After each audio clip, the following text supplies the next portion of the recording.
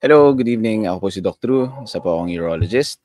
At ngayon sasagutin natin yung isa sa mga question na natanggap natin tungkol sa malaking prostate.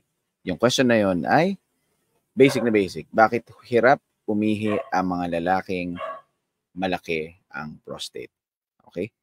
Sasagutin natin yan pero magpapakita tayo ng illustration to help us understand yung pathophysiology ng paglaki ng prostate. Yan. Kung nakikita ninyo sa screen ninyo, meron tayong dalawang illustration ng bladder, pantog, at ng prostate. Okay? So itong side na to, ito yung prostate, bladder na merong normal sized prostate. Okay? Pansinin ninyo itong area na to, ang tawag dyan, prostatic urethra. Maliit lang yan na tube na daluyan ng ihi galing sa pantog, pababa ng urethra. Bali kasi kapag tinuloy-tuloy natin to, lalabas na yan hanggang doon sa labasan ng ihi. Okay, pero in-illustrate lang natin yung prostate. So mapapansin niyo, meron pa ring may line, may maliit na tube na dinadaanan yung ihi. Pero kapag lumaki yung prostate, tulad nito, kumpara ninyo, 'di ba? Magkaiba. Depende sa paglaki ng prostate, kapag lumaki siya, kumakapal yung mismong prostate, tinutulak niya yung pantog pataas, kumpara nyo dito, di ba? Numipis na yung part na to ng pantog at itong part na to ng prostate tumutulak pataas. Okay?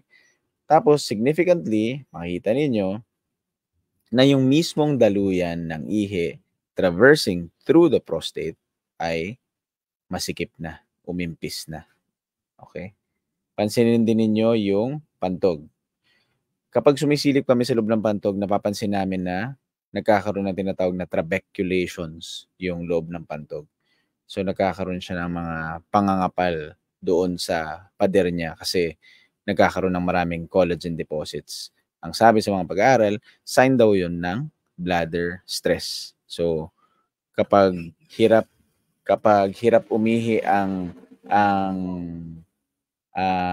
lalaki ng prolonged, ang nangyayari, nagkakaroon ng maraming collagen deposits doon sa mismong pantog at eventually hindi na siya nagiging efficient na pumiga. Okay? Kumbaga, nagkakaroon na rin ng fatigue itong pantog mismo. Nagkakaroon siya ng fatigue. Hirap na siyang pumiga against sa masikip na daluyan ng ihi. Okay. So, I just want to say na ang lower urinary tract symptoms, yung iba't ibang sintomas ng lalaki na nararamdaman kapag hirap silang umihi ay medyo malawak yung constellation na yun. At iba-iba ang dahilan. Isa lang ang paglaki ng prostate sa dahilan ng hirap ng pag-ihi ng mga lalaki kasi marami pang ibang factors. Pwedeng neurologic, may problema sa mga ugat, pwedeng yung mismong pantog ay hypotonic, so may hypocontraction, hindi siya active na pumipiga, pwedeng yung prostate malaki tulad niyan, tapos yung iba meron ding stones na bumabara. So yung hirap sa pag-ihi, hindi lang paglaki ng prostate ang dahilan. Pero kung sakali na ang paglaki ng prostate lang ang nakikitang dahilan na meron kang obstruction, meron kang parang hirap kang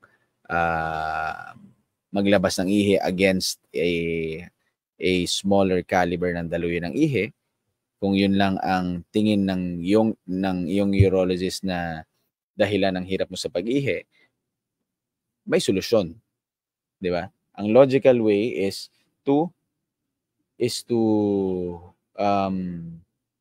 make the caliber of the prostatic urethra bigger again. Okay? So parang gusto mo siyang ibalik sa dating ganito. Okay?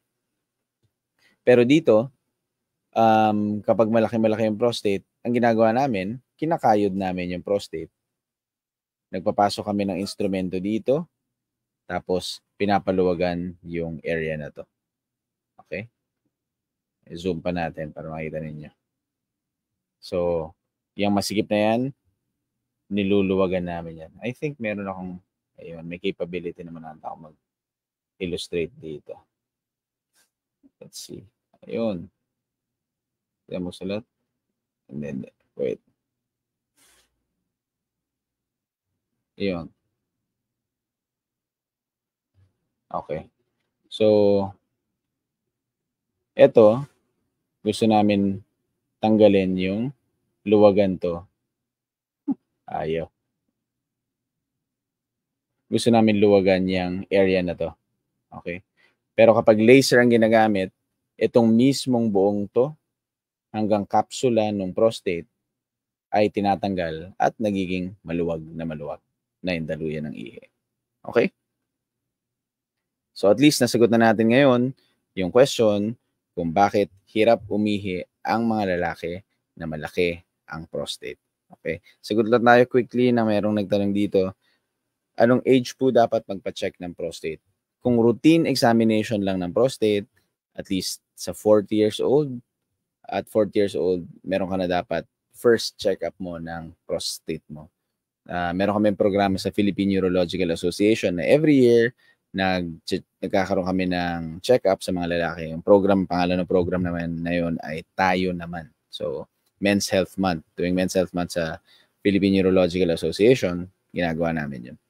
Okay. So, routinely, every year sana maganda para mahuli. Lalo na kung malakas ang family history mo ng paglaki ng prostate at ng prostate cancer. Okay? So, I hope nasagot natin ng maigi yung tanong for this video, yung bakit hirap umihi ang mga lalaking malaki ang prostate. If you have any more questions, you can send them through our messaging system dito sa Facebook, or you can email me at drvaldez@gmail.com. Alright? Ako po si Doc Drew, urologist. Thanks for watching.